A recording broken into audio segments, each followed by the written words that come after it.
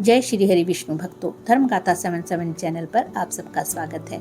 आज हम कार्तिक मास का इतिहास और महात्म्य के बारे में जानेंगे।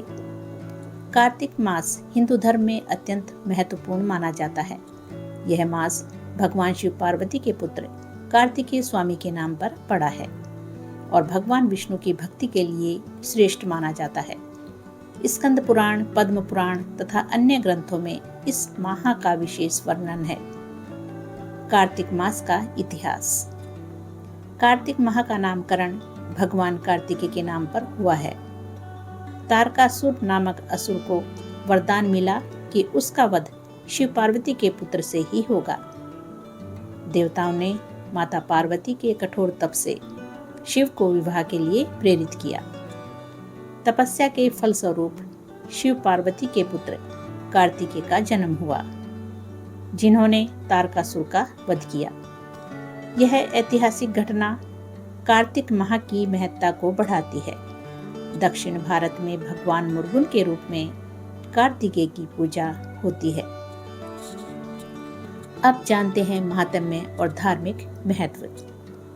कार्तिक मास सभी 12 मासों में सबसे पवित्र माना गया है। भगवान विष्णु और माता लक्ष्मी को यह मास अत्यंत प्रिय है। इस मास में दीपदान, तुलसी पूजा, गंगा स्नान, अन्नदान आदि पुण्य कार्यों का वर्णन मिलता है। गीता पाठ एवं भगवान के नाम के कीर्तन, भूमि, वस्त्र, स्वर्ण आदि दान देने का विशेष फलदायी माना जाता है। कार्तिक मास में किए गए स्नान और व्रत से जन्म जन्मांतर के पाप नष्ट होते हैं और वैकुंठ एवं मोक्ष की प्राप्ति होती है।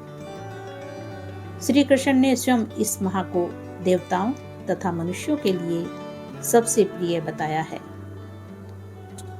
धार्मिक कथाओं के अनुसार कार्तिक मास में देवी रुक्मणी और गणिका ने भगवान विष्णु की पूजा और नियम अनुसार स्नान दान कर मोक्ष प्राप्त किया था।